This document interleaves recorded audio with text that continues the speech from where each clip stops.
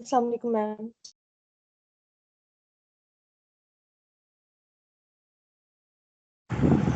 Walaikum assalam.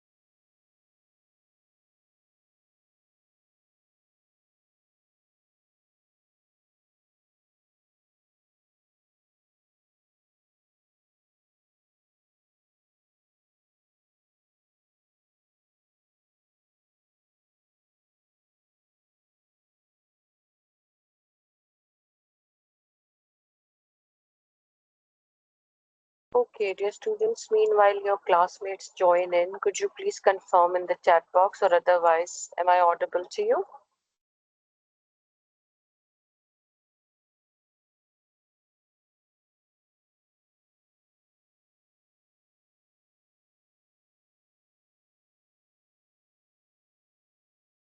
Yes or no?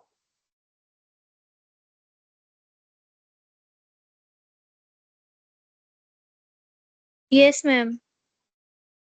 Okay, so I think in the previous class, whenever we met, we talked about the basic storyline of the Gino Achebe's Things Fall Apart, and a basic analysis was discussed, and we also decided on that you're going to have your quiz on Wednesday from the same chapters. I recommend that you read those chapters and be prepared for it. Today, like I promised, we'll talk about certain research articles which are going to discuss Chino Achebe's novel, The Things Fall Apart from Post-Colonial Aspect. I also found John Green. John Green is a novelist, a very famous young adult fiction novelist. He usually teaches as well, so he has posted a crash course.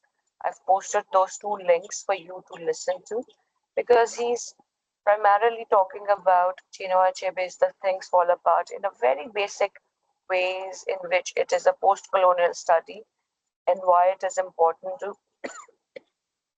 look at that way. I'm going to play the video in the class as well for you to follow, but if for any reasons you're not able to listen to or you're not able to follow the video clearly, the videos have been already posted in your Google Classroom. Let me show you so that you know where it has been posted so that you can follow it later as well. It's very important for you to listen to these um, discussions by John Green. It's going to help you in your final term examination. Okay, is my screen visible to you? Yes. Can you see the research article? It says The Colonized Fall Apart, a post-colonial study of Chino Achebe's Things Fall Apart. Is it visible or not? Because I'm trying with the new device today, so I need your confirmation that you can see it.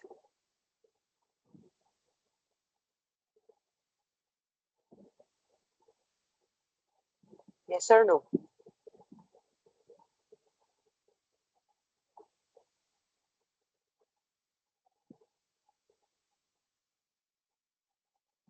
Hmm?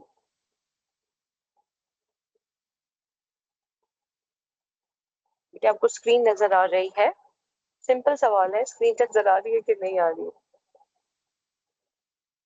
No ma'am, नहीं नजर आ रही। किसी को भी नहीं आ रही? Ma'am मुझे आ रही थी, वो गूगल क्लासरूम ओपन थी।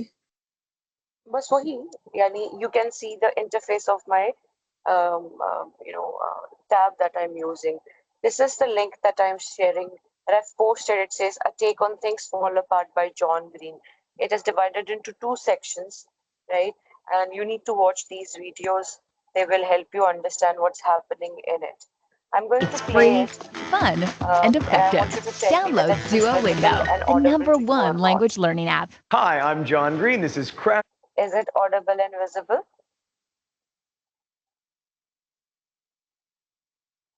Yes, ma'am. Yes, ma'am. John Green एक बहुत famous novelist है, and he's going to give you a crash course. Crash courses are very helpful in terms of literature and linguistic based courses that you're studying. Just in case there is a concept that you clearly do not understand, just write the concept in YouTube and write crash course. There are multiple universities, they're posting their material online for free utility that can definitely help you. So Things Fall Apart has multiple parts. This is part one, and he's going to discuss how and why things fell apart. Let's listen to it, and then we can move forward to part two. Crash Course Literature, and today we're going to talk about Things Fall Apart by Chinua Achebe. Things Fall Apart is set in what is now Nigeria during the late 19th century, but it was written in 1958 as the colonial system was falling apart in Africa. And one of the reasons Things Fall Apart is so important is that prior to it, most novels about Africa and Africans in English had been written by Europeans. Achebe turned the traditional European notion of Africans as savages on its head and confronted the great failure of people to, quote, see other human beings as human beings. With characters that you can feel with and think with and breathe with, layer after layer of the reality of the colonial situation in Igbo land is exposed, and we see the vicious, cyclical realities that are produced both by individual and institutional power when it's based in fear and hatred and ignorance.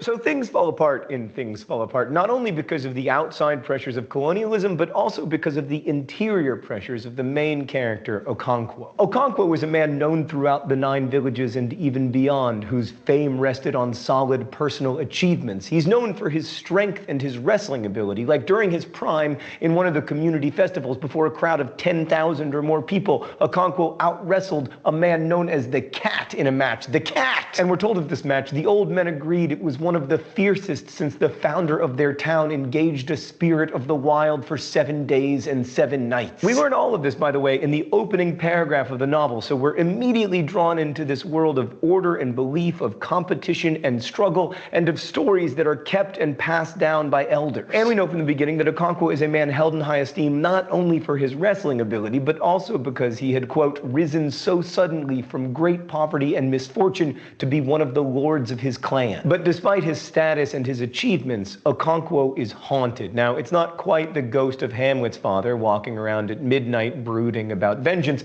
but Okonkwo sees his father everywhere he goes. His father, Unoka, owed debts all over town and spent like all of his time playing the flute and drinking palm wine. Mr. Green, that sounds pretty good, actually. I'm sure it sounds lovely to me from the past, although we both know that you can't drink a bottle of Strawberry Hill without vomiting. But the important thing here is that in 19th century Igbo land, you couldn't get ahead in life if you weren't willing to work, which, come to think of it, is also true today, me from the past. So Okonkwo grew up knowing that the whole village thought his dad was a loser, and the pain of it stuck with him. Like Achebe writes, his whole life was dominated by fear, the fear of failure and of weakness. And this isn't like my fear of spiders or my fear of heights or my fear of air travel or my fear of peanut butter sticking to the roof of my mouth. This is serious fear. For Okonkwo, quote, it was deeper and more intimate than the fear of evil and capricious gods and of magic, the fear of the forest and the forces of nature malevolent, red in tooth and claw. Which quote allows me to mention something really important about Things Fall Apart. That red in tooth and claw line is borrowed from a Tennyson poem. And throughout the novel, Things Fall Apart is conscious both of African storytelling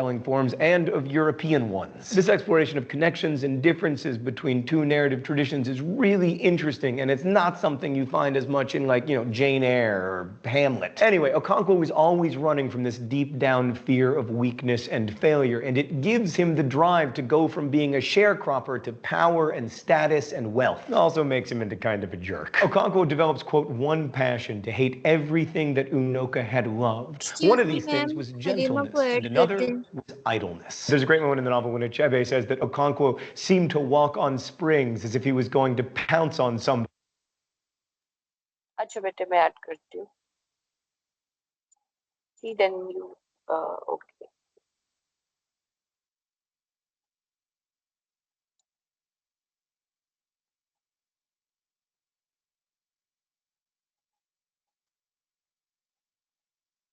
seemed to walk on springs as if he was going to pounce on somebody, and then notes, and he did pounce on people quite often. This pouncing, and more generally just his rage, eventually drives him to 3 transgressions that he can't undo, and his punishment is 7 years of exile. And then, of course, his dreams of greater power within his clan dissolve. So let's look at Okonkwo's first 2 big mistakes in the thought bubble. Okonkwo's world, much like the ancient Greek world in Oedipus, is one where mistakes are always punished, and he does get punished for his big mistakes. The first is his ferocious beating of one of his wives during the Week of Peace, a week when all violence is forbidden, to honor the earth goddess and make sure that this year's harvest will be bountiful. Okonkwo doesn't just break the Week of Peace, he shatters it. I mean, not only does he beat his wife for going to get her hair plaited rather than cooking, he tries to shoot her. Luckily for all involved, he's a terrible shot and he misses. Side note, Okonkwo has a real problem with women throughout the book. He's consistently brutal and violent, and the description that he, quote, rules his household with a heavy hand is an understatement. His brutality is closely connected to his fear of anything that he perceives as gentle or weak, and his ignorant belief that those traits should be associated with the feminine, which the book itself later dispels by showing one of his other wives and her courage and strength when it comes to protecting her daughter. Okonkwo's second transgression is the killing of a boy with his machete, and it's not just any young man, it's Ikemefuna, who Okonkwo raised in his house for 3 years, a young man who called him father. Ikemefuna had been turned over to the clan as a sacrifice by another village in order to avoid war, and he'd been sent to live in Okonkwo's compound, where he'd become a member of the family and a great friend to Okonkwo's son. And we're told Okonkwo was inwardly pleased at his son's development, and he knew it was due to Ikemefuna. Of course, he never showed it, for, quote, Okonkwo never showed any emotion openly, unless it was the emotion of anger. So eventually the clan decided that Ikemefuna should be killed to satisfy the earth goddess, and Okonkwo is advised not to participate due to his close relationship with the boy, but he ultimately does the killing himself because he was afraid of being thought weak.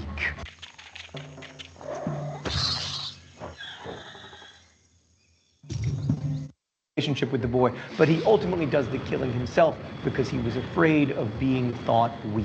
Thanks, Thought Bubble. Oh man, this is a sad book, but it's sad on like 82 different levels. That's what makes it so good. So Okonkwo is finally exiled not for beating his wife, not for killing Ikemefuna, but for an accident. His gun explodes during a funeral and a man is killed. This is called a, quote, female ocho, or female murder, because it was not on purpose. I'll just briefly point to the irony of his avoidance of all things feminine and also the association of a gun exploding with femininity. Although it was an accident, Okonkwo had killed a clan member and had offended the earth goddess, and so he goes into exile. He and his family flee the village and their home compound is burned to the ground. Now, Okonkwo's best friend, Obierka, who helps Okonkwo during his exile, wonders, why should a man suffer so grievously for an offense he had committed inadvertently? As is often the case in the village, the answer comes in the form of a proverb. As the elders said, if one finger brought oil, it soiled the others. Okonkwo had done wrong, and he must be exiled, or else the whole community might be punished for what just he had done. This attitude preys on the community's fear of being entirely destroyed, along with their communal memory of elders and ancestors. And that desire to keep the community intact at all costs is why the community ultimately doesn't follow Okonkwo at the end of the novel. But then, of course, even though they don't follow him, the community can't stay intact. Why? Well, because missionaries and the British Empire, which are really branches of the same tree. When the first missionaries appear before Okonkwo and his family during their exile, only one young person was truly captivated, Okonkwo's first son, Nwoye. And Okonkwo can sense his son slipping away, and filled with his tragic rage, he tries to control him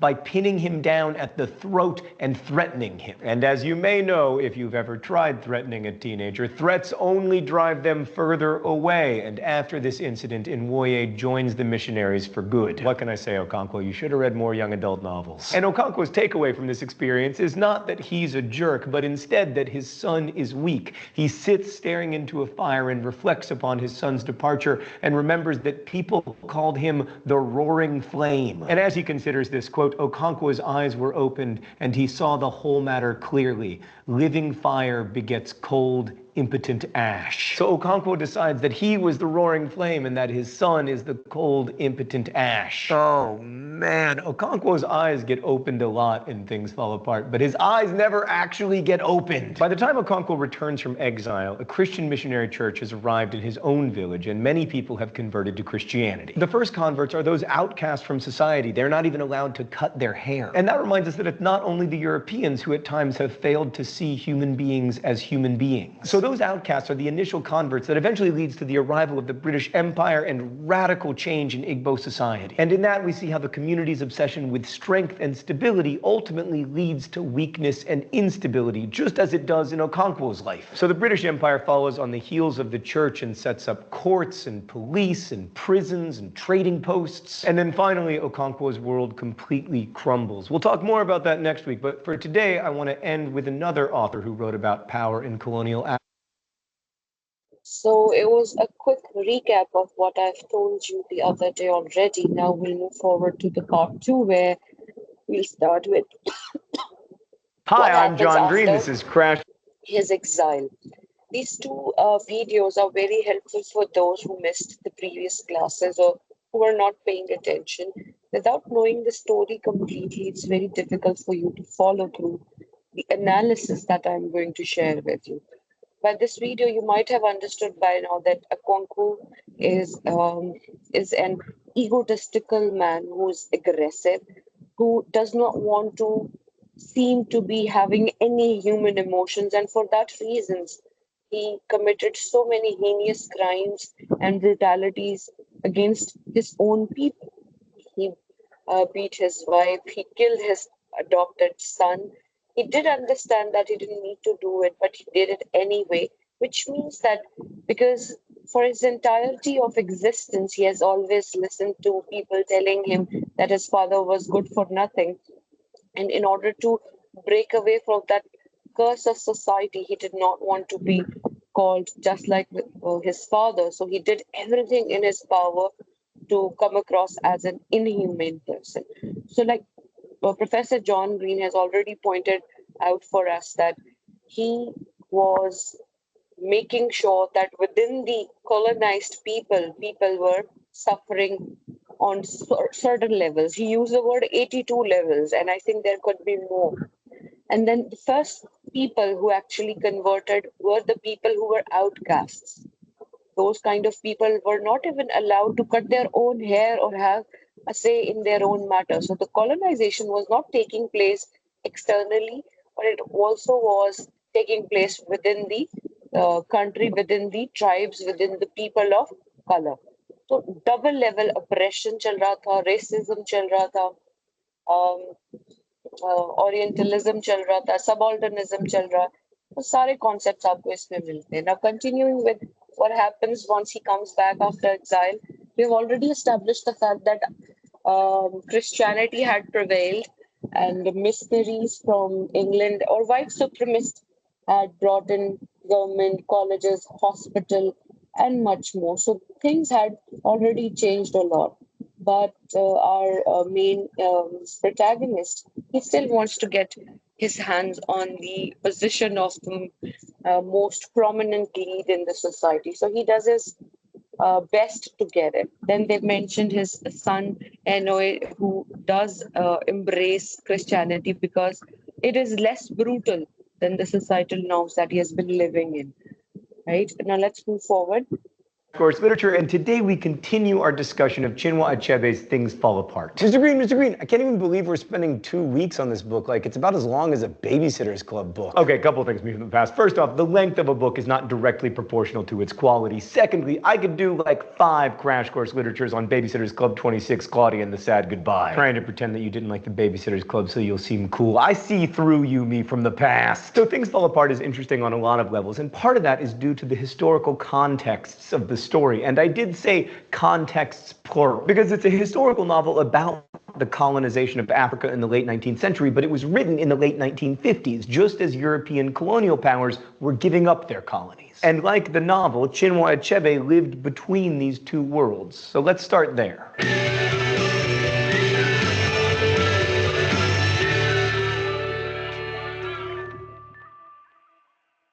So Chinua Achebe was born Albert Chinwamaluga Achebe in 1930.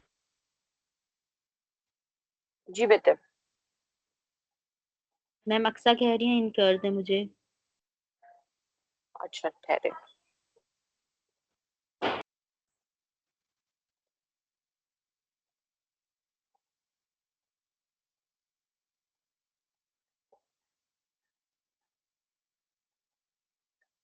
ये लें, जो भी था सबको इन कर दिया मैंने, ठीक है? So Chinua Achebe was born Albert Chinua Maluga Achebe in 1930, about 80 years after the first missionaries arrived in Igbo land. His father had converted to Christianity, hence the Albert, through one of the missionary schools in Nigeria and became an evangelist for the church. But the rest of Achebe's family adhered to the traditional Igbo culture and religious traditions, which meant Achebe spent his childhood at, quote, the crossroads of culture, as he once put it. By the age of 8, he could read in Igbo and in English. He read Shakespeare and missionary texts one day and sat in Igbo storytelling circles the next. And he wrote Things Fall Apart to, quote, retell the story of my encounter with Europe in a way acceptable to me, and to counter the traditional European view of Africa and Africans with a human picture that matched the complexity of actual humans. And with Okonkwo's story, Achebe grounds the reader really deeply in the ancient Igbo life and culture before there's even any mention of missionaries. So we get a clear look at the structures and beliefs and traditions that held the community together before Europeans arrived. Except, of course, it's also not a clear look because, one, we're reading fiction. More importantly, we're reading fiction written 100 years after European contact. Anyway, early on in Things Fell Apart, we hear that in Igbo land, the land of the living was not far removed from the domain of the ancestors. There was coming and going between them, especially at festivals, and also when an old man died, because an old man was very close to the ancestors. A man's life from birth to death was a series of transition rites which brought him nearer and nearer to his ancestors. So Achebe shows us a functioning society with institutions like the tribal council that settle disputes and bring order to Igbo land. Now, these institutions may not be recognizable to the Westerners who showed up for the palm oil, but they had functioned for thousands of years. And then when British missionaries and colonial governors arrive on the scene, they fail to understand these institutions, and they try to replace them with their own forms of religion and government. But one of the fascinating things about this novel is that it doesn't unambiguously condemn or praise either worldview, right? Like, there are clearly problems with both systems of justice. And that really runs counter to the European essentializing of pre-colonial African lives, which usually imagines them either as uncivilized savages or else as these innocents living in an Edenic utopia. So Okonkwo is in exile when the Europeans first show up in the story, but when he returns to his transformed community, he urges resistance. But his friend Obierka responds sadly, "It is already too late. Our own men and our sons have joined the ranks of the stranger. They have joined his religion and they help to uphold his government." This is, of course, particularly interesting considering that it was written in the context of a decolonizing late 1950s Africa. So how did the British Empire end up coming to power in Igbo land? Well, let's go to the thought bubble. So in the 19th century, when the events of this story took place, all the great European powers were busily setting up colonial empires across the world. These overseas colonies were a real win-win for Europe, as they not only furnished raw materials to feed the manufacturing economies back home, they also acted as new markets in which to sell industrial goods. So colonies were popular. They were so popular, in fact, that the German chancellor organized a conference to divide up Africa among the Europeans in order to avoid any wars over the continent. They would also have the happy side effect of spreading these so-called 3 C's: commerce, Christianity, and civilization. So at the Berlin Conference of 1885, Africa's fate was decided. Oh, also, no one from Africa was invited to the conference, naturally. In West Africa, much of the colonial trade had been in slaves prior to 1807, and most of that horrifying business was done on the coast. There wasn't much colonial settling in the interior until after the slave trade was banned in the British Empire. With the slave trade no longer an option, the British turned to palm trees. Palm oil made for a great lubricant for industrial machinery, and after colonization, more than 16 million pounds worth, that's currency, not weight by the way, were exported per year. The British Empire laid claim to Igbo land, which was rich in palm trees and also non-Christians, a perfect opportunity to put the 3 C's into practice. Thanks, Thought Bubble. So that helps us to understand the historical context for the setting of the book. The other historical context is the time in which it was written. By 1958, Africa was beginning the process of decolonization as European powers gave up their colonies. And that meant that throughout Africa, people were having conversations about what the future should look like. Should we embrace European-style nation-states? Should we have some kind of pan-African cooperation? Marxism, capitalism, who would make a better ally, the Soviet Union or the United States? And so in that context, Achebe gives us a story about the pre-colonial Igbo world, which has a stability and a kind of strength to it, but is certainly not without its problems, while also giving us a look at colonial Igbo land. But it's interesting to note that because he is obsessed with strength and acts out of fear, Okonkwo doesn't fare particularly well under either structure. But anyway, back to the text. So the British incursion into Igbo Igbo land is the focus of the final part of the book. Missionaries are the first to arrive in the interior villages, and at first there doesn't seem to be much cause for alarm. The first missionary Okonkwo encounters is a guy named Mr. Kiaga, and he is characterized as a man of great faith, but is thought of as, quote, harmless. Then there's Mr. Brown, the missionary based in Umufia, who gained respect through a policy of compromise and accommodation. Mr. Brown is willing to listen to the villagers talk about their beliefs and tries to incorporate some of their traditions into the practices of his Christianity. But then Mr. Brown's successor in Umufia, the Reverend James Smith, quote, saw things as black and white, and black was evil. He saw the world as a battlefield in which the children of light were locked in mortal conflict with the sons of darkness. And Smith's uncompromising stance inevitably leads to conflict with the people of Umufia and ultimately to the destruction of the mission church. We're told the red earth church which Mr. Brown had built was a pile of earth and ashes, and for the moment the spirit of the clan was pacified. So in 3 quick steps with 3 missionaries, we go from a harmless one to one whose rigid belief system leads the community to violence. The town then keeps itself armed and ready for a reprisal, and Okonkwo was almost happy again, we're told, but instead Okonkwo and several other village leaders are arrested, beaten by their jailers, and the village is forced to pay a fine. Okonkwo calls a town meeting to organize a forceful resistance, and when the authorities arrive to break it up, he beheads one of the messengers, and then the gathered villagers do not rally to his side, and he knows that his cause is lost.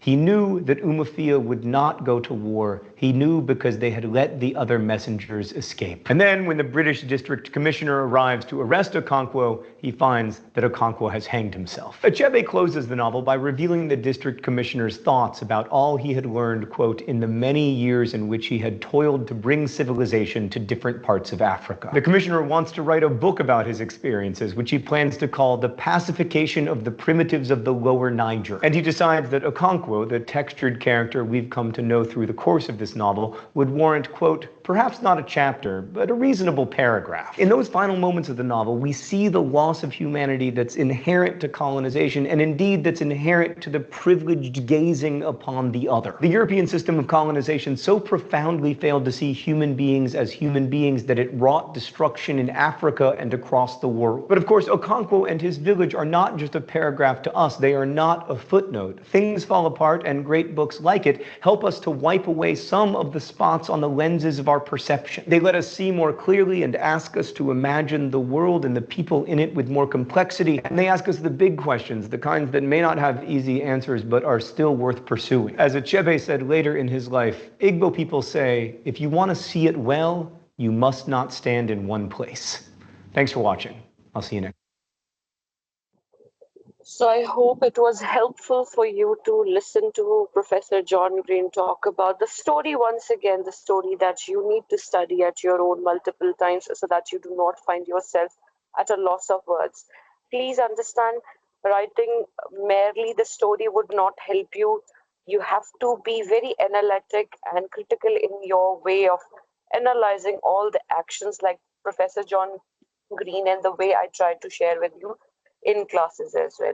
As far as post-colonial study of Chinua Achebe's Things Fall Apart is concerned, I found 2 basic articles. These are the very basic ones. You can use others as well if you want. Now, this is the abstract of it. Let's take a look which concepts have been added to this post-colonial study. Look at the title. It says, The Colonized Fall Apart, a post-colonial analysis of Achebe's Things Fall Apart. Things Fall Apart simultaneously portrays Okonkwo, the protagonist, and Igbo society misfortunes. Okonkwo's misfortune is primarily due to the forces like fate and colonial authority, with some influence coming from his own whim. Once more, society disintegrates because it disregards the universal appeal of humanity and reason. The encroachment of white people and their culture resulted in many social and psychological upheavals in African society. Colonization in a way becomes responsible for the destruction of Igbo society. Things Fall Apart presents the divergence involving the individual and the society and its consequences in colonial society. Okonkwo's character, which is irrational, inconsiderate, and resistant to change, is the main cause of this demise. The culture also appears steadfastly unwilling to re-evaluate its traditions and practices. Despite the reality, they run directly against common sense and humanity. To be able to accomplish their aims, Christian ministries use colonists to exploit society's flaws and gaps. Ultimately, they are successful in wiping off the ancient Igbo. And therefore, this tragedy happened where all the basic um, colonial history or less pre-colonial history of Nigerian and Igbo people was lost into the middle of this chaos. Now, if we move forward to the analysis, you'll see that the writer has written in a very interesting way. With each action, the writer talks about how post-colonial things are taking place. I'll just read from the third paragraph. It says, the impact of colonialism is suggestible enough for these. The goal of the present study is to examine these concerns.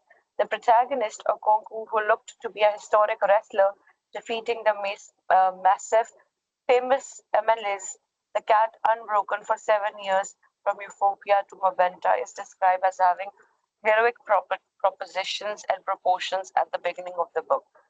Now, the opening sentences, the videos that you have watched by John Green, you can see that he has quoted certain textual evidences. You should remember those so that you can incorporate those lines into your answers. ठीक है, आप दोबारा सुन सकते हैं और lines को add कर सकते हैं. Now, they are talking about the novel's opening sentences give readers a lofty sense of hero's physical shape and necessary sternness of language that goes along with it. He was very tall and had an incredibly stern appearance with bushy eyebrows and a big nose. So his physical appearance is being discussed in a very direct manner. He's also a significant individual, being in a very important position. Does he have blue blood, perhaps? Is it possible that he inherited a sizable sum of his ancestors? Readers are well aware that nothing is forced upon him. Rather, it is the steadfast resolve and perseverance that enables him to turn the tables on chance. Now, the analysis that you read over here, there is another way to write it, जिसमें हम लिखते हैं ना सीधा कि Okonkwo is the main character or protagonist of the novel. He has important position in the society and his physical description is given in the novel. अब वो हो जाएगी description, लेकिन ये जो लिखा हुआ है ये analysis है, तो इसको आपने लेकर चलना है, ठीक है?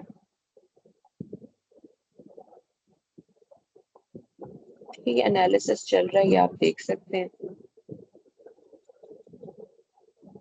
उसके बाद अगर आप ये दूसरा आर्टिकल भी ओपन करें, that also talks about how it's a post-colonial study. Colonization is a process of dehumanization. Look at this first sentence that sets the tonality of the entire article in one go. It is always the colonized as represented to the history of colonizers in an adverse way. To propagate or prorogate colonizers' point of view, Hayden White wrote in his book, The Content of the Form, those who do not enter history as makers enter as victims of the makers. Then Fanon has severe problem with White's notion, and he worked in this way as well. He says, it is not the history of the plundered country that they made, but the history of the mother country. Achebe quite agrees with Fanon, and he says, to underline falsify of this version of events, Achebe must re-establish the humanity of Africans, must insist that Africans live in the same world and are not absolutely other. अब देखिए हमारा जो writer भी है Achebe वो भी ये जो पोस्ट कॉलोनियल कॉन्सेप्ट्स हैं सच एज अदरिंग उसको यूज कर रहा है अपने टेक्स्ट में. The Western subversion of African culture played an influential role in perpetuating an abominable and chaotic picture of the African continent in the minds of the reader and modern age. For Achieve, now it becomes his duty to present real picture of his world, so he adopts a career of post-colonial writer. Achieve belongs to decolonizing phase of Africa. He has no direct access to colonized period of his country because he was born after 80 years of that incident or those colonized incidents, the first colonization that took place. In order to reconstruct the past, he has to depend on historical research. The writing of the history has two components.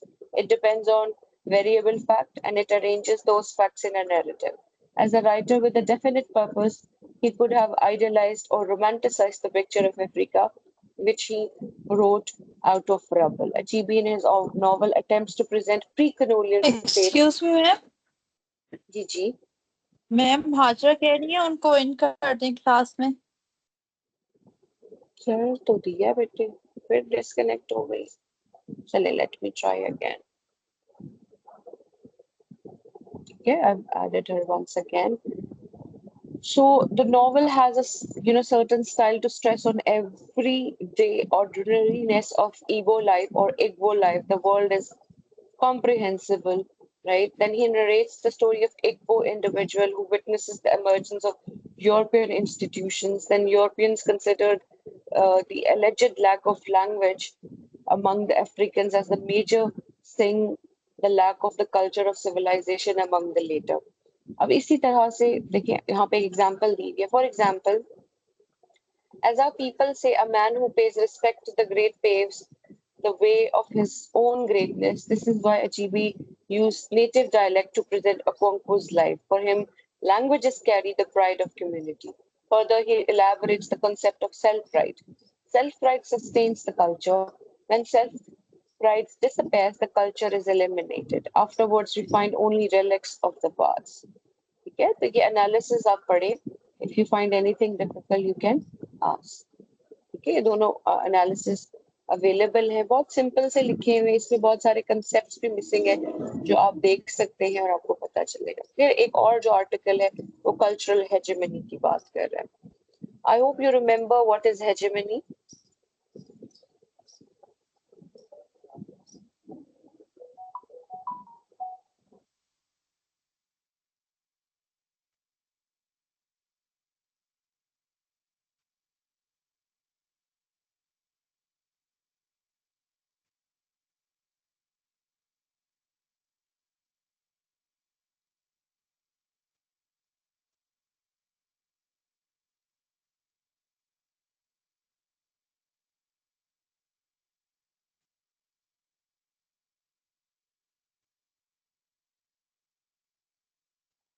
No idea. Well, in previous course, we did talk about cultural hegemony a lot.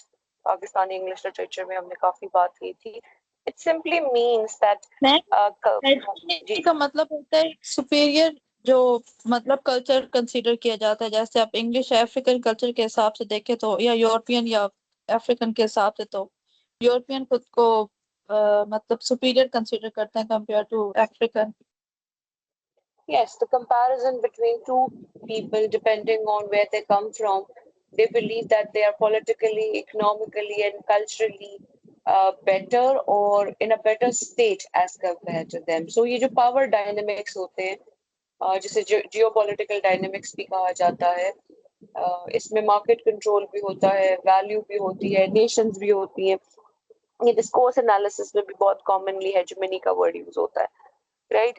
So the concept in this article is that cultural hegemony in Things Fall Apart, a post-colonial study. Now, in order to understand this, let's read the abstract first, then we can move forward. The current research paper considers theory of cultural hegemony as reflected in the Nigerian novelist Chinua Achebe's novel Things Fall Apart.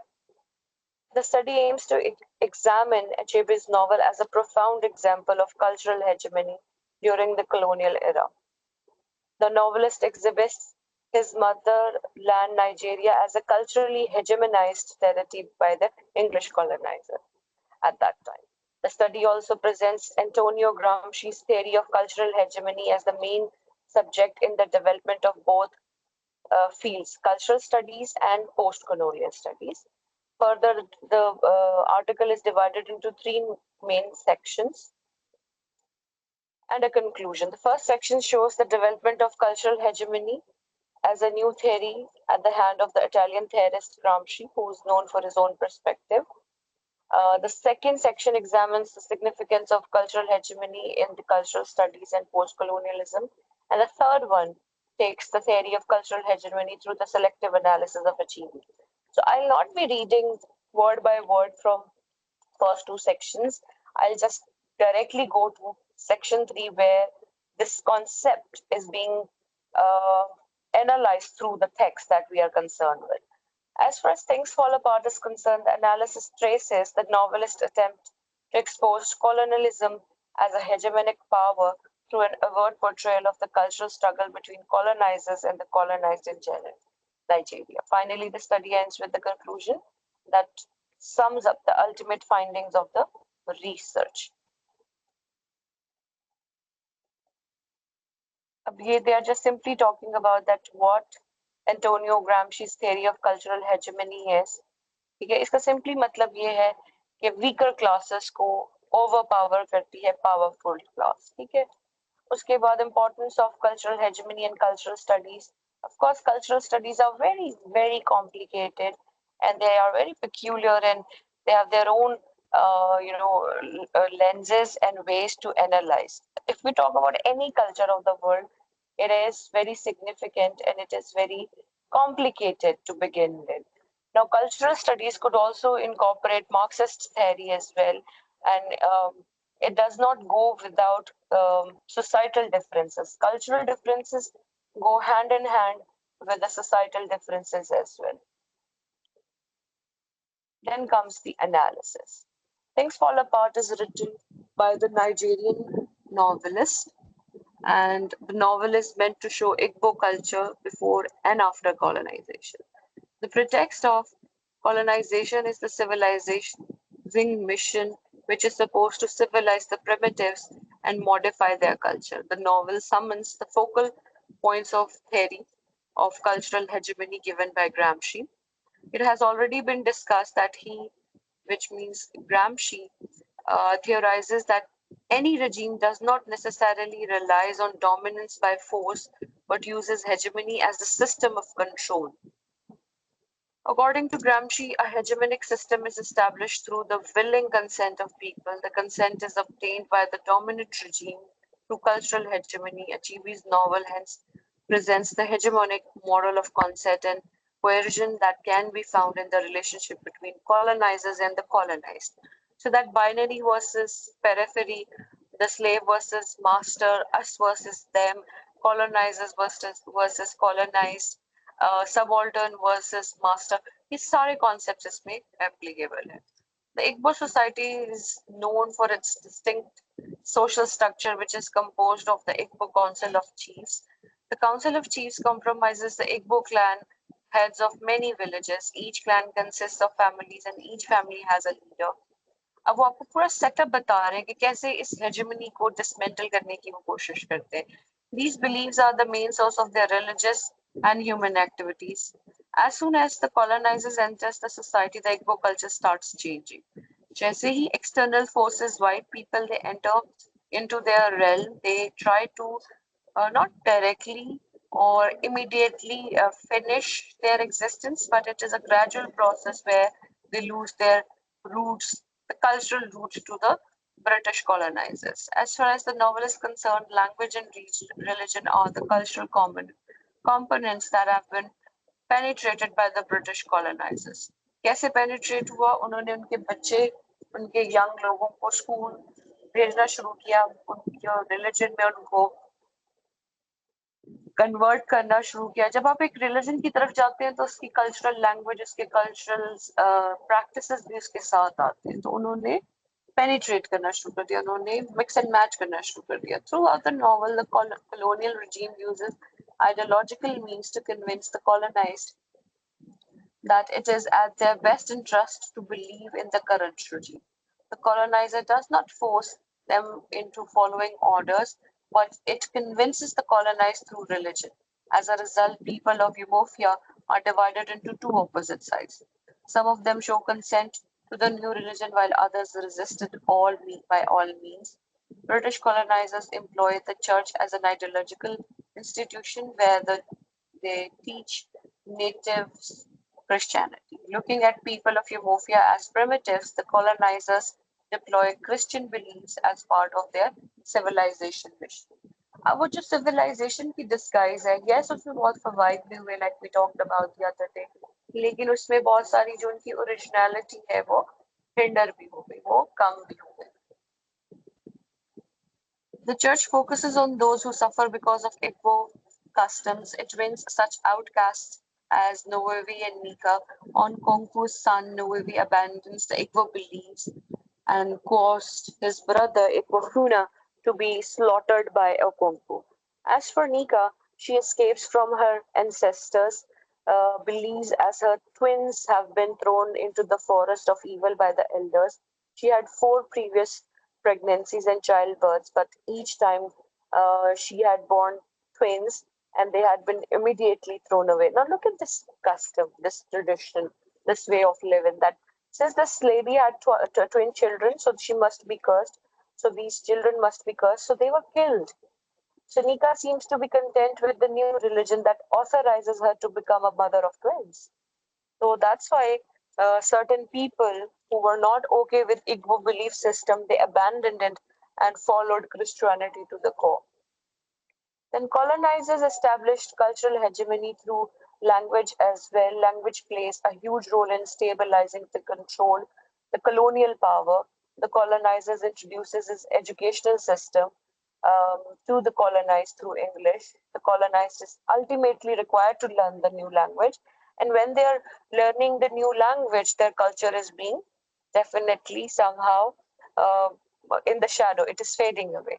His culture is transmitted by the oral stories of the ancestors that have been told in Q languages. But things suddenly change as he goes to colonial school, where the language of vehicle and the magic formula to the colonial editor. Then furthermore, Ngugi Thiong'os explains three roles of language in living culture. The first role is language is the code of understanding social roles that introduces people to the modes of production in the given society. The second role is that the language is mode of communication through which people communicate with each other. The third is that language is a carrier of culture. Language as a culture is the collective memory container of people's experiences and history. Then we have a reference as well.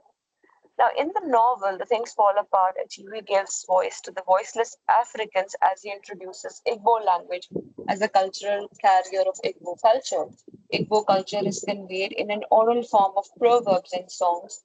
Proverbs, as Achieve shows, are the core of the Igbo language. Among the Igbo, the art of conversation is regarded very high, and proverbs are the palm oil which words are eaten. Then they mention when Obrika condemns the colonizers' rules, he recalls Igbo proverbs to describe the rapid spread of the colonizers' culture. As the elder said, if one finger brought oil, it soiled the others. Then the analysis goes on in the same way. Okay? Or in the end, at the end, the colonizer system, education system is also introduced, and they are trying to civilize. They have civilization at the back of their head. So, in conclusion, cultural hegemony is the product of enormous collaboration between ideology and culture. A certain power turns to be culturally hegemonic once ideal manages, they penetrate into the specific society through the culture. It has also been discovered and considered and observed that cultural hegemony occupies a great range of interest in the field of cultural studies. Okay, take some time and read these articles. You can't see articles, and let me show you. In the section of Quinoa Chibi, you have two articles of post-colonial studies, and then one is given on cultural hegemony. I'm giving you 5 to 10, okay, 15 minutes to go through it. ताकि अगर कोई question है तो आप मुझसे पूछ सके.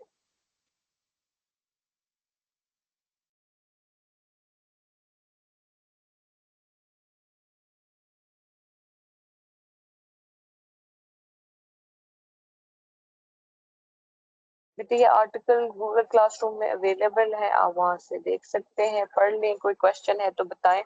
और इनके अलावा जो हमारे बेसिक कॉन्सेप्ट्स थे ना पोस्ट कॉलोनियल स्टडीज के, जो हमने शुरू में आपको एक असाइनमेंट भी मैंने दी, उनको भी आपने इस नॉवल में इनकॉर्पोरेट करना है. जो वीडियोस मैंने आपको दिखाई है उसमें टेक्सचुअल एविडेंस है जो आपको हेल्प कर सकता है in all kinds of questions that might be there from this novel.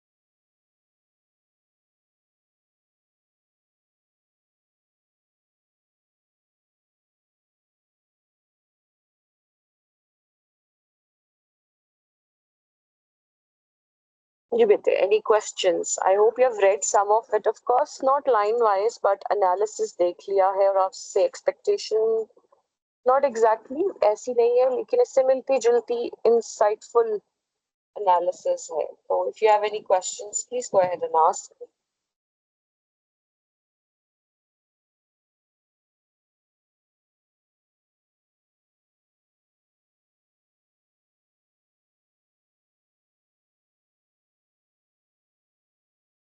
Ma'am अभी रीडिंग कर रहे हैं। चलिए ठीक है, कंटिन्यू कर रहे, पढ़ ले और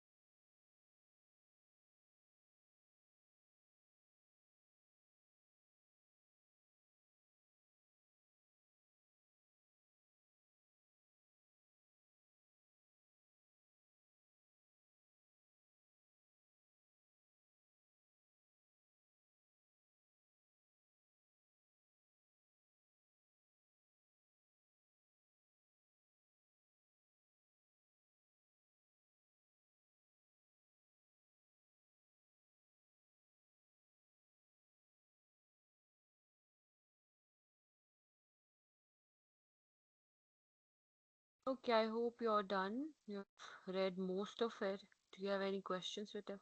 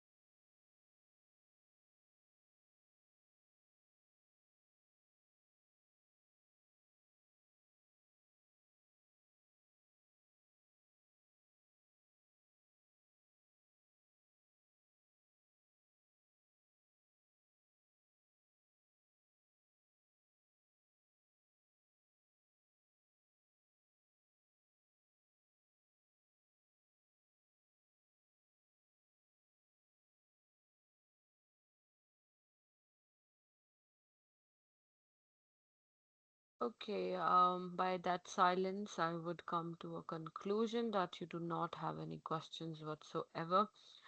By now, I hope you've understood it's a very complicated novel. Of course, कहानी मैंने आपको बहुत दफा बताने की कोशिश की है, आपको समझ भी आ गई होगी.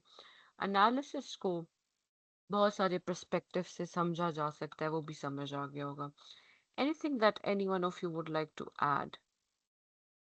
कोई आप पॉइंट ऐड करना चाहे, क्योंकि आपका क्विज भी है ना, थिंग्स फॉल अपार्ट से ही है. वो जो 3 चैप्टर हमने डिस्कस किए हैं उसी में से होगा. तो कोई क्वेश्चन हो, कोई इन्फॉर्मेशन ऐड करना चाहे तो बताएं.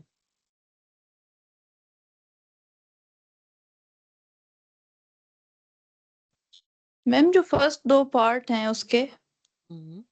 उनमें तो सिंपल क्वेश्चन होंगे ना, मतलब जो वहां पे दिया है उसमें एनालिसिस नहीं हो सकता ना, वो तो जनरल नहीं, होगा ना. हाँ, वो बेसिकली वो हिस्टोरिकल बैकग्राउंड है. Yes ma'am. हाँ, तो तो ऐसा तो उसमें नहीं होगा कि आप वैसा कहें कि उस हिस्टोरिकल बैकग्राउंड के हिसाब से इस नॉवल को करने का. बिल्कुल हो सकता है. Let's take a look, 1 second, दोबारा देख लेते हैं कि उसमें हमारे पास हिस्टोरिकल बैकग्राउंड कैसे लिखा हुआ है. अब देखिए, वो हिस्टोरिकल बैकग्राउंड के बगैर how would we know that these people were oppressed, how would we know that their cultural identity were taken away. यही बात नॉवल में भी, यानी टेक्स्ट में भी हो रही है और हिस्ट्री में भी हो रही है. तो उन दोनों का कनेक्शन बनाना इतना कोई मुश्किल नहीं है. We talked about pre colonial Africa, we talked about African history, how their outside world, the contact with the outside world was a little different, how under colonialism Africa thrived, foreign settlers की बात की, bonded labour की बात की, social life की बात की, African mind की बात की. अब हमारे करेक्टर्स भी तो यही सब कुछ. अब ये जो बॉन्डेड लेबर है, black African as bonded labour, क्या हो रहा था कि वो जो वाइट सुप्रीमिस्ट्स हैं, they came along, they brought a lot of things with them, and then they started taking their children away and they started selling them as laborers, as slaves. तो ये हिस्ट्री में भी हो रहा था और ये हमारे नॉवल में भी हो रहा है. तो हिस्टोरिकल कॉन्टेक्स्ट नॉवल की ओरिजिनल जो इंसिडेंसेस होते हैं, इवेंट्स होते हैं, उससे अलग हो ही नहीं सकता. You get the point. जब आप बैठोगे तसल्ली से पढ़ोगे तो you'll see कि किस तरह से एक दूसरे से ये कनेक्टेड है, ये एक दूसरे से अपार्ट नहीं है. उसके अलावा जो सेकंड चैप्टर है, that is about, let me show you the screen so that you can follow as well. उसमें भी सिंपली यही बात हो रही है. 1 सेकेंड, यहाँ से देखिए, सेकंड चैप्टर में भी हमारे पास आइबो पीपल है, इग्बो पीपल है, वो हमारे पास बार बार एनालिसिस में भी आ रहे हैं. तो ओरिजिनल इन्फॉर्मेशन होगी तो एनालिसिस में भी ऐड करेंगे ना, socio political development through ages. फिर हमारे पास ठीक है, इसमें कुछ राइटर्स हैं, उनको आप स्किप कर सकते हैं, सीधा चीनो अचीबी पे आ सकते हैं, थिंग्स फॉल अपार्ट की समरी पे आ सकते हैं. यस, जो चीज़ें इसमें से मैंने आपको स्किप करवाई हैं आप उन्हें छोड़ सकते हैं. That's true. तो थोड़ा सा हिस्टोरिकल कॉन्टेक्स्ट आपको इसका पता होना चाहिए. Then comes the major analysis of the Things Fall Apart that is there, जो कि मैंने आपको मल्टीपल तरीकों से बताने की कोशिश की. I hope you will be able to do it. हाँ, ये एनालिसिस आपको प्रॉपरली पढ़कर आना है. ठीक है. Okay ma'am. और ये मैंने पोस्ट भी कर दिया अनाउंसमेंट, ऑल्दो कल परसों मैंने आपको फ्राइडे को या मंडे को ही बताया था, लेकिन आज मैंने इसको पोस्ट कर दिया।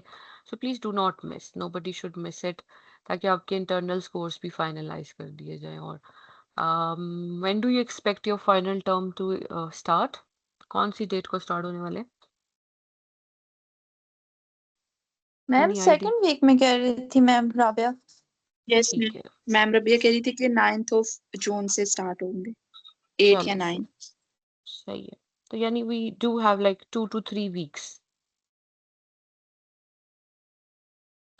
Yes ma'am. सही है। सो नेक्स्ट जो हमारा राइटर है, चलिए अब आपको मैं 5 मिनट आपका माइंड एट ईज पे लाने का टाइम देती हूँ। नेक्स्ट हमारा जो नॉवल है that's called Wide Sargasso Sea by Jean रीस।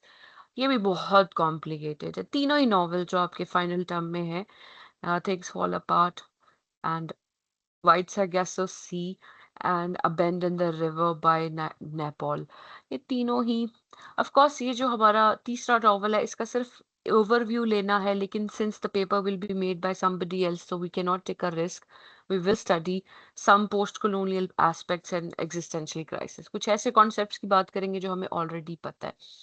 तो अब हम इसको 5 मिनट के बाद we'll start talking about. I'll just simply tell you the story in simple words.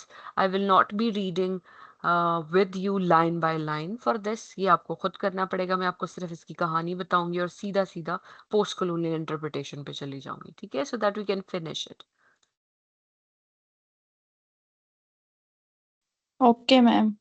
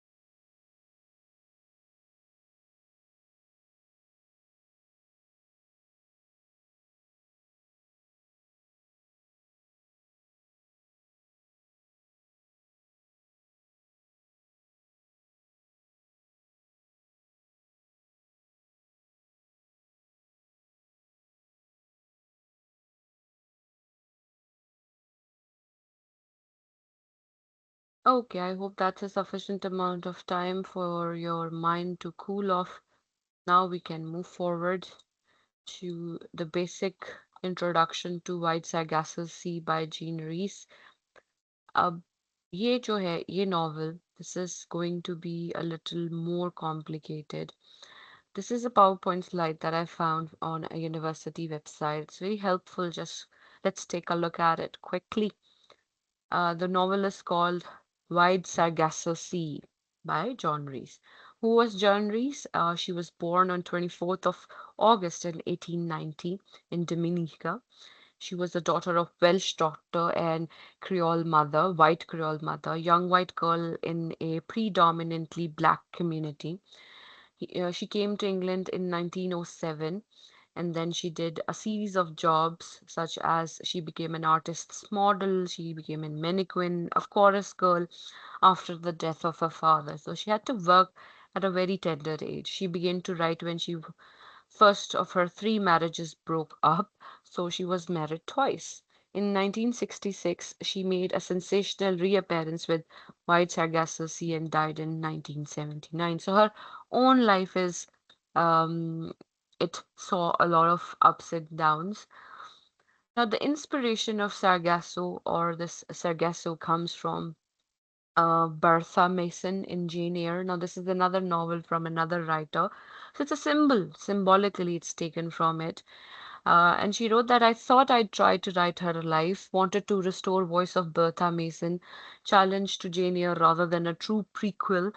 यानी जो उसने ऑलरेडी लिटरेचर पढ़ रखा था उससे इंस्पायर होके she wanted to challenge Jane Eyre and the writer, but she was not very much successful. It was not a true prequel to that. Now we have, multiple characters in the novel. The first one is Antoinette Cosway. First and third parts are told in her perspective. Now, since it's a complicated post-colonial text, you'll see that the voice and narration would keep on fluctuating from first person to third person, and we are told the story from Cosway's perspective in first and third parts of the novel. Now, this character grows up feeling isolated, and they had to endure a lot of rejection throughout their life, and ultimately they go mad. Then we have Annette Cosway. She's the mother of Antoinette. Burning down for her house and death for her son drive Edith into madness. ठीक है, so madness is one of the common themes in White Sargasso Sea कि इतनी बुरी तरह से उन्हें treat किया जाता है that they lose control of their mind. Then they are sent away to live in a country, Annette, right? And she died before Annette visits the convent. Then we have Mr. Rochester. उसको Rochester भी पढ़ा जाता है. Second part is told in his perspective. He's never named in the book. He is dishonest, corrupt, and selfish. And he married Antoinette for money, and he just wanted to control. He was a pure um, patriarchal husband to Antoinette. Then we have Tia. She's the daughter of Christopher's friend, friendly with Antoinette until their fight. Throws rock at Antoinette in part one, and in Antoinette's imagination, end of part three. So Tia had a major connection with the Antoinette Cosway in the entire novel. Then we have Richard Mason. He's the step brother of Antoinette. He arranges financial settlement between Antoinette and Mr. Rochester, visits Antoinette in England, and she attacks him. तो पूरी family में ही जो familial bonds हैं वो questionable है. Friend के बच्चे भाई हर कोई एक दूसरे को अटैक कर रहे हैं and they are driven to madness. Then we have Christophine, servant for the Cosway family, loyal and independent, practices magic. So we have necromancy here as well, caregiver for Antoinette as well. So all of it is part of, these characters are part of the novel.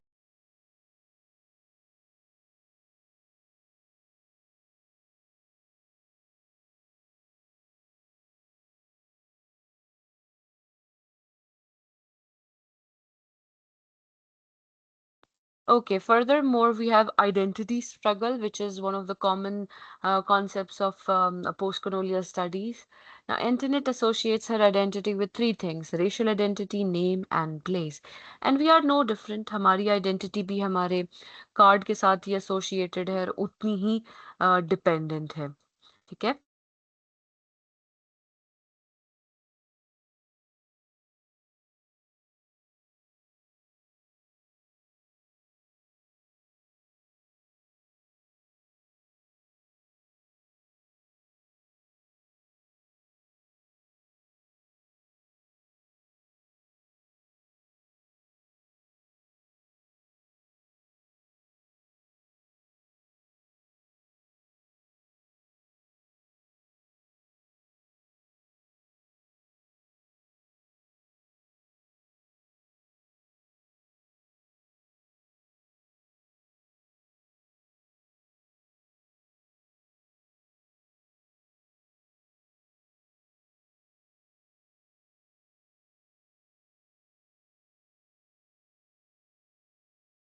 Okay, sorry, accidentally I muted myself and I was still talking. So, racial identity. Now, racial identity, of course, they have given a text from page number 25. Racial identity क्या होती है कि आपकी identity based on your race is in question, and this character is definitely living in it. So she says, as I ran, I thought I will live with Tia and I will be like her, not to leave Colibri, not to go north. When I was chose, I saw the jagged stone in her hand, but I did not see her through it. I did not feel it either, only something wet running down my face. I looked at her and I saw her face crumple up as she began to cry. We started at each other, blood on my face, tears on her. It was as if I saw myself like in a looking glass. Look at the language. Because एक oppressed societal person की ये language है तो ये हमारे corporal जो हमारा character था डेरेक वॉलकॉट उस तरह से बहुत रिफाइंड नहीं है rather it's like macaque's language. So language differences are also very much prevalent in post-colonial studies.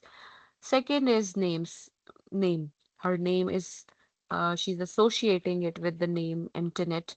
However, Mr. Rochester imposes the name Bertha on her to further break down her identity. So her identity is crippled in the hands of the society, her husband, her family, the money matters are settled. तो कहीं ना कहीं she feels as a loss of words and much more. Bertha is the maiden name for her mother, and therefore it makes Antoinette feel uncomfortable seeing as her mother goes mad, does not want the same outcome for herself. He hates me now, so textual evidence बता रहे हैं. I hear him every night walking up and down the veranda, up and down. When he passes my door, he says, "Good night, Bertha." He never calls me Antoinette. Now he has found out it was my mother's name. I hope you will sleep well, Bertha. It cannot be worse.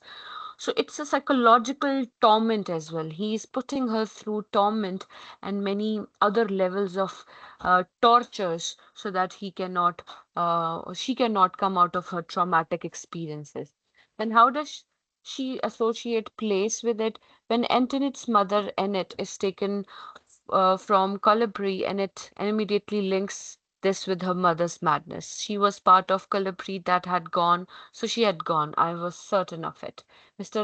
Chester takes her away from the honeymoon house. It kills Antoinette's mentality. तो जो husband भी उसे मिला पहले ही life complicated थी, but that was also creating another level of void in her personality. I was tired of these people. I disliked their laughter and their tears, their flattery and envy, conceit and deceit. I hated the place. Above all, I hated her. ठीक है फिर इसमें एक video attached है which we can watch later. अब ये देखें एक छोटा सा इन्फोग्राफिक है जिसमें वो ये सारी इंफॉर्मेशन हमारे साथ दोबारा शेयर कर रहे हैं. These infographics are helpful. These are available on Course Hero. The author is John Rees. It was published in 19. अब हम historical context देखने वाले हैं थोड़ा सा thematic context देखने वाले हैं. The original language of the novel is English. The themes that are there that is based on race, gender, and class. Now, a Carol Harris, Antoinette Cosway, grows up on a decaying plantation in 1800s Jamaica when she is married off to an Englishman who takes her away from the only place she has ever known. Antoinette faces mental illness and confinement to an attic, though through it all she struggles to make sense of who she is. तो उसकी जो जिंदगी है पहले ही एक छोटी सी जगह पर गुजरी, फिर जो उसे हस्बैंड मिलता है वो उसको उसकी फेमिलियर प्लेस से डिस्प्लेस कर देता है. Now dislocation and displacement, forced displacement and voluntary displacement, both are also post-colonial concepts which are there. Of displacement से psychological and mental instabilities can arise. Then women and power, marriage as a legal arrangement costs women freedom, economic independence and power. And that is exactly what happened to Antoinette. She was taken away. Her marriage was a legal bond and her freedom, economical powers and independence were taken away. Then slavery and entrapment is also there. Oppression and loss of freedom result in fiery protest as characters try to break from their shackles. The fact that multiple characters will be attacking each other, वो पूरी पूरी कोशिश करते हैं कि वो इस confinement से, इस तंगी से निकलने की कोशिश करें, लेकिन they will go mad. And alienation and identity is again part of thematic landscape. Antoinette doesn't fit in with the race and class distinction in the Caribbean or in England. Then we have the author. We have already talked about her. ठीक है.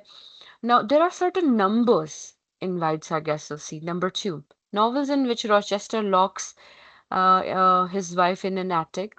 ठीक है. Jane Eyre and Wide Sargasso Sea. 76, Ree's age when Wide Sargasso was published. 1833, that was the year when Parliament freed all enslaved people in the British Empire to be carried out over time. And 2006, this was the year a major motion picture adaptation was released in the United Kingdom of high praise. Characters हमने already देख लिए हैं. सब characters का जो एक connection है वो हमारे इस main character के साथ है जिसका नाम है एंटोनेट कॉस्वे. उसका स्टेप ब्रदर है रिचर्ड मेसन. ठीक है. उसकी शादी होती है मिस्टर रॉचेस्टर से. उसकी केयर गिवर है आंट कोरा और उसकी सर्वेंट है एमिली. And then उसकी surrogate mother है क्रिस्टफीन. ठीक है. Then we have certain symbols. Forest is there, dark and unfamiliar. Forest is mentioned, garden, fire. Then there is the line. They say when trouble comes, close ranks, and to the white people did, but we were not in their ranks. Since she was a white woman, but she never felt at ease. So this was the basic introduction to the characters and what is happening. Now we'll just see a little video for the summary of. Quickly हम इसकी summary देख लेते हैं, सुन लेते हैं ताकि हम analysis पे जा सकें. Characters मैंने आपको पहले इसलिए बताए हैं ताकि आपको थोड़ा बहुत समझ आ जाए. To Notescraft. Today we embark on a journey through the pages of Is it audible and visible? Please confirm.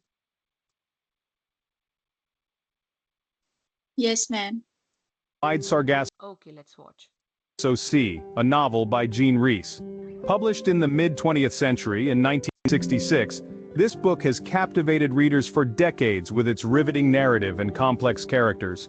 The author, Jean Rhys, was an accomplished writer, known for her ability to weave intricate tales that captivate the reader's imagination. She was born in Dominica to a Creole mother and a Welsh father, a background that significantly informed her writing. Wide Sargasso Sea is a unique piece in the literary world as it serves as a prequel to Charlotte Bronte's Jane Eyre. It gives voice to the character of Bertha, often dismissed as the mad woman in the attic in Bronte's classic. Through Rhys's narrative, Bertha comes alive, offering readers a fresh perspective on a character previously left in the shadows. Let's delve into the plot of this captivating novel. Embark with us now as we navigate the plot of Wide Sargasso Sea, a tale set in the lush, tropical backdrop of 19th century Jamaica. Our story is divided into 3 parts, each narrated from a different perspective. In the first part, we meet Antoinette Causeway, a Creole heiress living in Jamaica. Her story of isolation, the racial tension surrounding her, and her resulting madness begins here. She grows up in a society that despises her for her mixed heritage, and her own mother rejects her after a traumatic fire destroys their home. Next, we transition to the second part of the novel, which is narrated by Antoinette's husband, an Englishman named Mr. Rochester. He marries her for her wealth but is repulsed by the foreignness of both Antoinette and the Caribbean. His cruel treatment of Antoinette exacerbates her already fragile mental state, leading her deeper into madness. In the final part, Antoinette is now in England, locked away in the attic of Thornfield Hall. We see her deteriorating mind, her dreams of revenge, and her final act of setting the mansion on fire. Now let's talk about the key characters. Antoinette Causeway, our protagonist, is a symbol of the marginalized, her identity torn between her Creole heritage and the English society she is thrust into. Mr. Rochester, on the other hand, represents the colonial mindset, viewing Antoinette and her culture as exotic and inferior. Christophine, Antoinette's nurse and the embodiment of Caribbean spirit, is the only one who supports and understands Antoinette. The novel is rich with themes such as colonialism, racial inequality, and madness. It explores the damaging effects of colonialism and racial prejudice, showing how they can lead to the disintegration of identity and sanity. Madness, another prominent theme, is portrayed through Antoinette's tragic descent into insanity, a result of her societal rejection and marital abuse. With this understanding of the plot and themes, we can now delve deeper into the significance of this novel. Now, let's explore Wide Sargasso Sea's cultural, historical, and literary significance. The novel takes us on a journey through the colonial Caribbean society, painting a vivid picture of the post-emancipation era. It delves into the cultural and racial tensions of the time, offering a unique perspective on the struggles of the Creole population. The narrative, set in Jamaica and Dominica, captures the essence of life in the West Indies, marked by racial prejudice, economic disparity, and social unrest. On the other side of the ocean, we're transported to Victorian England, a society characterized by its rigid class structure and stringent moral codes. Rhys critiques this society through the character of Rochester, who is unable to reconcile his English views with the vibrant Caribbean culture. Wide Sargasso Sea stands as a prominent post-colonial novel, challenging the Eurocentric narratives that dominated literature of the time. It gives voice to the colonized, in this case Antoinette, who was previously silenced in Charlotte Bronte's Jane Eyre. This rewriting of history from the perspective of the oppressed is a powerful tool in post-colonial literature. The novel also resonates with strong feminist undertones. Rhys presents Antoinette as a complex character, struggling against the constraints of a patriarchal society. She's not just a madwoman in the attic, but a woman driven to madness by the men who control her life. In depicting her struggle, Rhys challenges the traditional portrayal of women in literature, adding depth and complexity to the female narrative.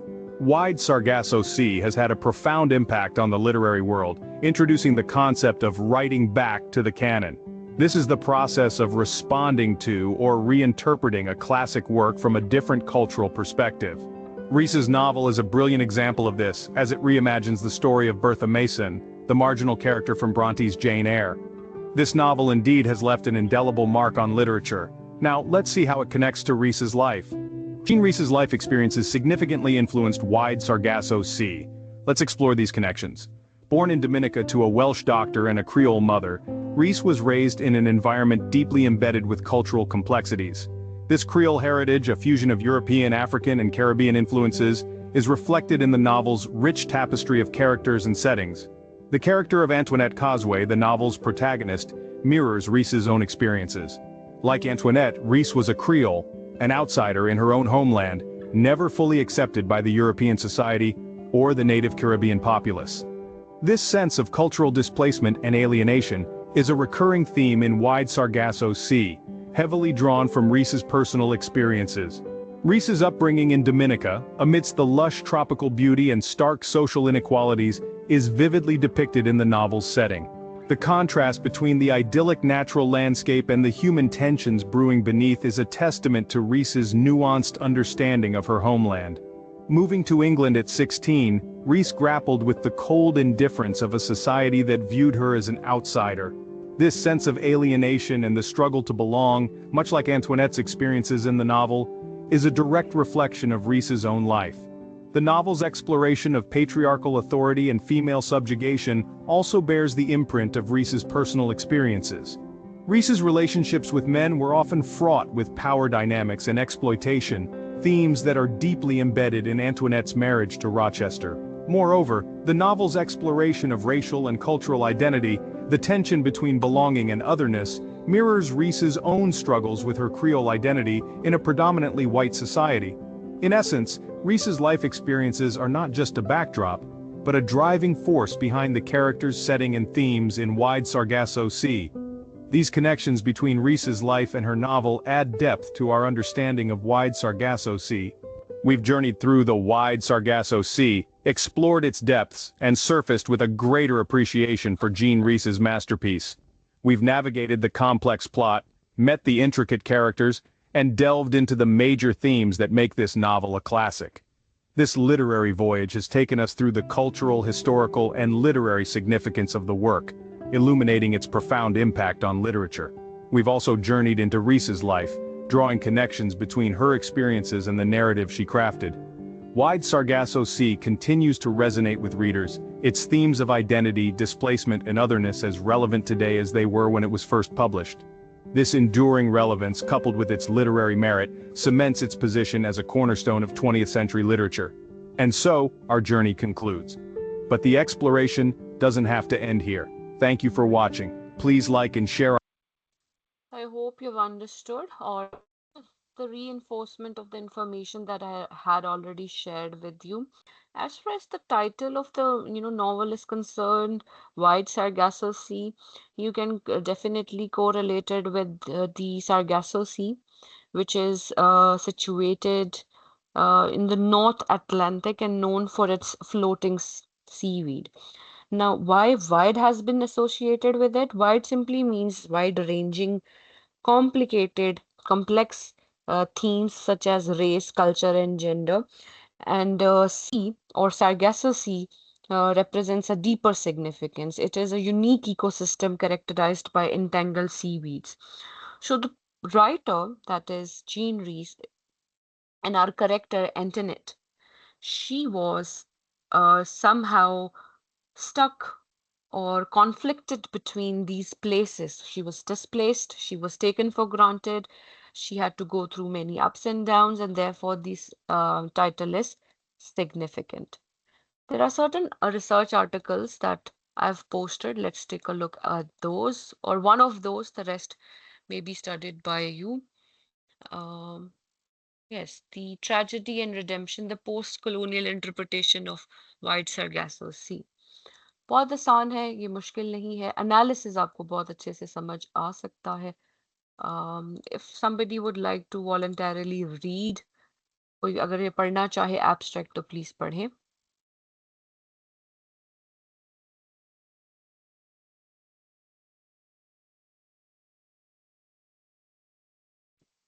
Ma'am read करना है जी please. Abstract से जी. This study applies post-colonial theory to White Sargasso Sea, examining the construction of Antoinette as a cruel woman marginalized by both race and gender. Drawing on the works of Papa, Fanon, and Spivak, the study analyzes how colonial culture hegemony, racial hybridity, and patriarchal domination produces Antoinette's fragment identity. Through close textual analysis, the paper explores her unstable positions between English colonizers and Black communities, her silencing within patriarchal marriage, and her unsuccessful attempts to secure a coherent sense of self. Ultimately, this study contends that Antoinette's final act is a radical form of redemption, a tragic but necessary reclamation of her suppressed cultural identity. The findings contribute to post-colonial feminist readings of the novel by demonstrating how race reclaims the voice of a silenced other within the imperial archive. So you see how Keywords are beautifully. एक minute. Thank you, Aksa. Now, if you look at this, this is how you should always start your answer as well. If the question says that discuss White Sargasso Sea as a post-colonial text comment, then this could be your start. The other day, one of the students, they did ask me that how to write, because in their mind, वो तो बिल्कुल correct लिख रही हैं या लिख रहे हैं. उनके हिसाब से तो उन्हें जितना आता है वो बिल्कुल perfect है, and it is, up to the mark. But look at this. It talks about, it tries to encapsulate all the pointers that should be there in that analysis. आप पेपर की जगह essay लिख सकते हैं कि this essay encapsulates textual analysis, further exploring the unstable position between etc. etc. तो आपकी जो ओपनिंग है, आप में से कुछ लोगों को ये समझ आ गया और आपने लिखना भी शुरू कर दिया है, but some of you are still following the old ways. तो आई वुड रिकमेंड कि इसको इस तरह से स्टार्ट करने की कोशिश करें. Then we have a little bit of introduction. Oh, okay, please continue.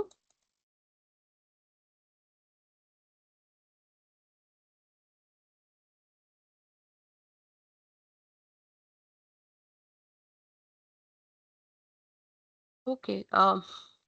Jean Rhys, a pivotal figure in British modernism, is renowned for her literary exploration of marginalized women. Her novel stands as a landmark of postcolonial literature, intentionally crafted as a prequel to challenge Charlotte Bronte's Jane Eyre.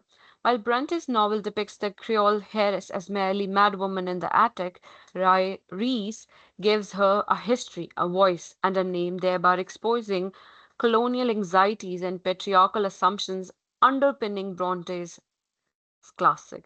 Existing scholarship has emphasized Antonette's liminality, yet few studies systematically examine how racial and gendered regimes of power jointly construct her silence and erasure. Situating the novel within postcolonial theory, this article argues that Antonette's tragedy is a product of intersecting regimes of racialized othering and gendered subjugation. In words को बेटे कहीं note कर लो. तीनों novel में आप ये word use कर सकते हैं, racialized othering and gendered subjugation. To substantiate this claim, the paper will first explore cultural hegemony. अभी देखिए हम जो पिछला नॉवल भी पढ़ रहे थे, उसमें भी कल्चरल हेजेमनी है. तो ये कुछ जो कॉन्सेप्ट्स हैं ये आपके माइंड में बहुत क्लियर होने चाहिए. समटाइम्स क्वेश्चन में शायद ये वर्ड्स ना भी हों, उसके बावजूद you should use these words into your analysis. The underlying cause of Antonette's identity crisis. Second, it will analyze tragic state of being the other, demonstrating how she is simultaneously racialized as inferior by the English and alienated from Black Jamaican community. Finally, the paper will examine Antonette's exploration of real identity, arguing that her final act is calculated symbolic rebellion that achieves a form of terrible liberation. So through this analysis, the article illuminates Rees's critique of imperial narrative and contributes to broader discussion on voice agency and identity in post-colonial feminist literature. अच्छा, imperial narrative क्या होता है कि कुछ characters को इस तरह से साइकोलॉजिकली हिंडर्ड, जैसे ब्रॉन्टे के नॉवल में बर्था मेसन का जो करेक्टर है, एटिक में एक मैड वुमन का दिखाया गया, लेकिन वो कैसे मैड हो गई और उसके बाद उसके क्या रिएक्शंस आए वो नहीं बताया गया, और जीन रीस ने वो बताया है. So she is writing back to empire, she is playing that game us versus them. देखिए, हमेशा जो देम है वो तो हमारे बारे में, यानी मार्जिनलाइज कम्युनिटीज के बारे में, कॉलोनाइज्ड कम्युनिटीज के बारे में जिस तरह से जितना लिखना चाह रहे हैं लिख रहे हैं, लेकिन जो मार्जिनलाइज्ड कम्युनिटीज हैं वो भी फिर they write back to the empire. This concept is empires right back or the colonized right back. There is a book by Bill Ashcroft, जो आपको पढ़नी चाहिए, जो post colonial studies की one of the bases है, लेकिन I did not incorporate it into my course because I think it's too outdated for today's world. लेकिन because आप पहली बार पढ़ेंगे तो थोड़ा बहुत आपको उसके बारे में पढ़ लेना चाहिए. Then they are talking about post colonial theory and cultural hegemony. ठीक है. Postcolonial study is an interdisciplinary domain in which we can concentrate on two very broad trends. On the one hand, an emphasis on imperialism and colonialism. Colonialism physical form में, imperialism psychological यानी emotional level पे, mental level पर imprison करना. While on the other hand, primarily accounts of post-colonial literature, culture, society and politics. ठीक है. The most influential representatives of this theory is Fanon, Edward Said, Gayatri Spivak and Homi K. Bhabha. A central term in post-colonial theory is Orientalism and the concept of other in opposition of the West. ठीक है. In White Sargasso Sea, Antoinette is depicted as marginalized and ultimately become a double other, embodying both racial and cultural otherness. ठीक है. Since her identity was hybrid, उसके खुद के लोगों ने उसको एक्सेप्ट नहीं किया, जिससे शादी होगी उसने एक्सेप्ट नहीं किया, and she felt a void between her personality and she was also displaced. तो उसकी बात हो रही है. उसके बाद another key concept of postcolonial theory is hybridity, which describes the blending of cultural identities, languages, and practices, which are the result of colonial encounters. Then Bhabha also introduces the concept of mimicry, which describes how colonized people imitate the culture, language, and behaviors of their colonizers. However, this imitation is never complete. It always contains an element of difference that disrupts the authority of the colonizers. Now, particularly in White Sargasso Antonet's attempts to mimic British customs and behavior are an example of mimicry, but her inability to fully assimilate into British culture exposes the contradictions inherited in the colonial project. This incomplete mimicry reveals the limitations of colonial power, as the colonized can never fully adopt the identity of the colonizer. उसके बाद जो term है, अच्छा ये जो analysis है ये बहुत अच्छा लिखा हुआ है, ठीक है. आपको मैं एक होम असाइनमेंट दूंगी, ठीक है, उसमें आपको ग्रुप्स में डिवाइड कर देते हैं. उससे ये फायदा होगा कि आपको इसी लेवल का इसी तरह से बाकी नॉवेल्स पे भी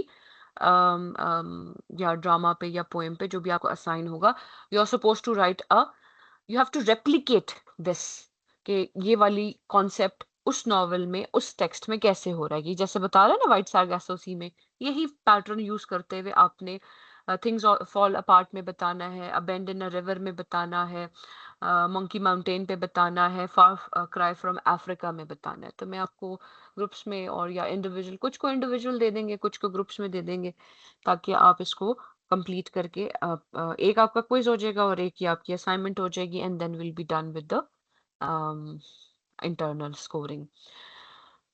So, in addition, the term subaltern, as used by Spivak, refers to subordinated and marginalized groups in colonial and post-colonial societies, including lower classes, women, and ethnic minorities, who have historically been silenced or excluded from positions of power.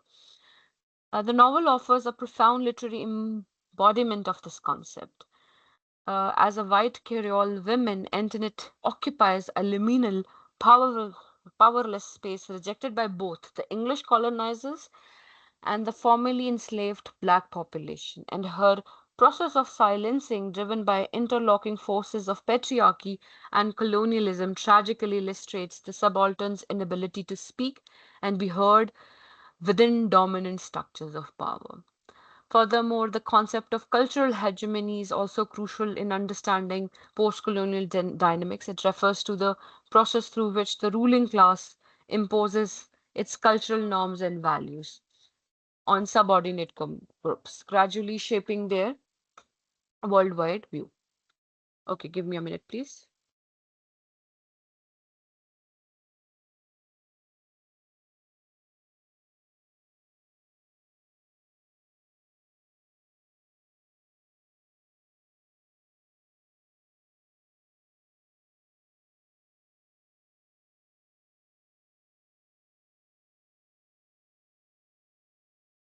Then they are talking about the alienation from white culture, the rejection of the black culture, we identity crisis, tragedy as the other, and then the other under gender oppression, exploration of real identity.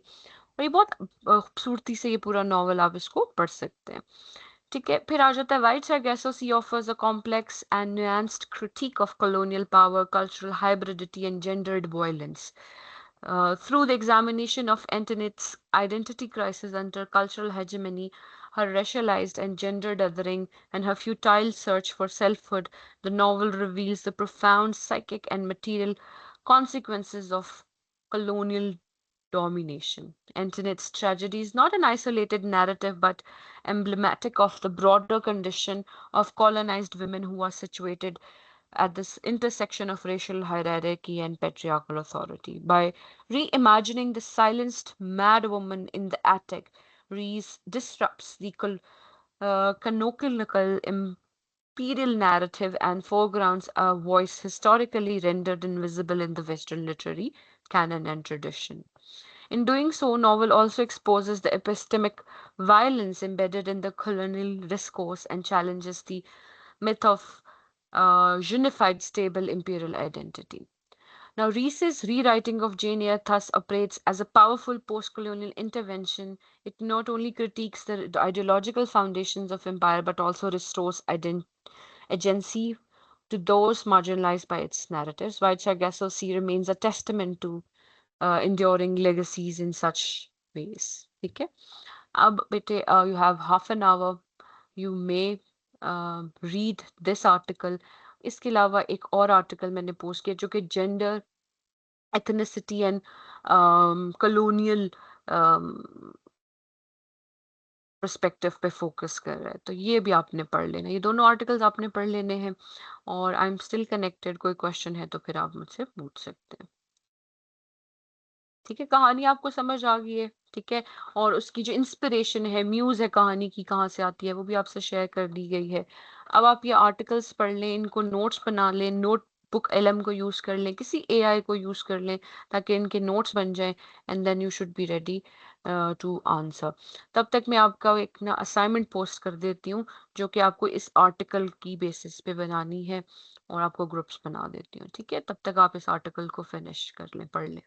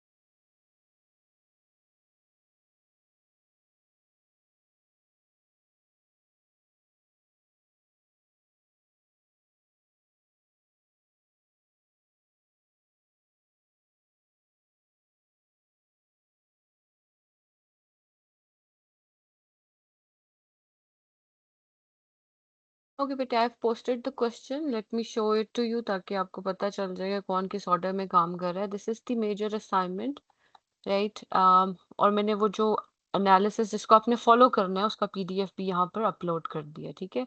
इस analysis को model analysis समझते हुए आपने अपने respective जो आपको काम assigned है इन पेयर्स एंड ग्रुप्स वो करना है. For example, Things Fall Apart has been assigned to Nimra, Aqsa and सतारा.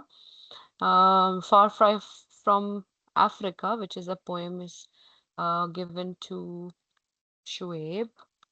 ठीक है. और फिर जो अगला जो हमारा टेक्स्ट है, Dream on Monkey Mountain, is given to Bakhtawar and Halima. And Naipaul's का जो नॉवल है उसका नाम मैं बता देती हूँ, अ बेंड इन द रिवर, वो हाजरा और हिबा को ऐड कर लेते हैं. बल्कि आपको वाइट सैरगैसोसी देते हैं. एक्चुअली वाइट सैरगैसोसी का तो एनालिसिस हुआ है ना, वो तो आपने फॉलो करना है. तो आप बेंड रिवर. ठीक है. तो ये आपको इस तरह से असाइन हो गया. डेडलाइन जो है वो आपकी 19th मई है, तो आपने यहाँ पे अपलोड कर देना है. कोई क्वेश्चन हो इससे रिलेटेड तो प्लीज पूछें. हम्म.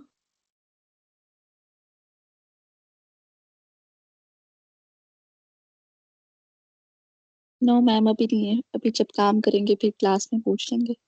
चल ठीक है. चलिए देन, और कोई क्वेश्चन अगर माइंड में आ रहा है related to anything else, please go ahead and ask.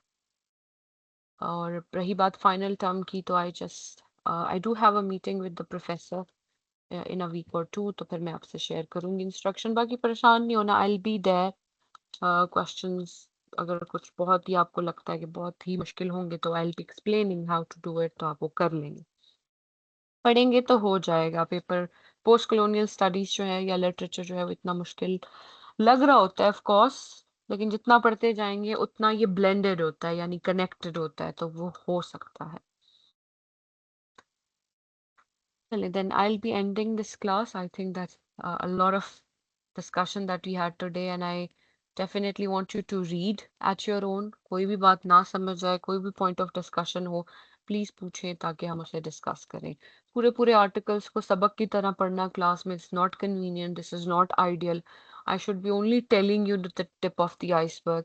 लेकिन वो सिर्फ बताने पे ये होता है कि फिर बच्चों को ऐसा लग रहा होता है कि हमने सिर्फ समरियां लिखनी है. The reason I read from certain articles so that you get an idea that this is how analyses are done, this is how critical voice is embedded within your analysis, ताकि थोड़ा बहुत आपको आइडिया रहे. चलें ठीक है. that will be all for today. I'll see you in the next class on Monday. Allah Hafiz. अल्लाह हाफिज़.